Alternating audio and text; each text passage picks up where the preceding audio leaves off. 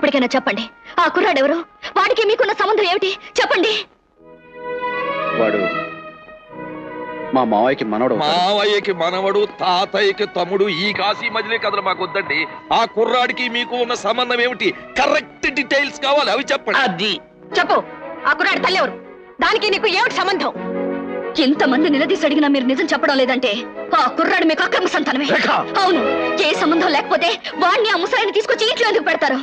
ఖచ్చితంగా ఆ కుర్రాడి తల్లికి మీకు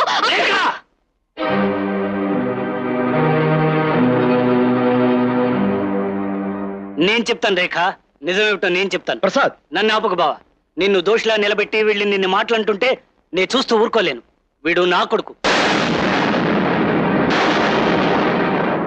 అవును, నా రక్తం పంచుకు పుట్టిన బిడ్డ. నాకు బావ చెల్లె లక్ష్మికి పుట్టిన కొడుకు. పెద్ద బాబు.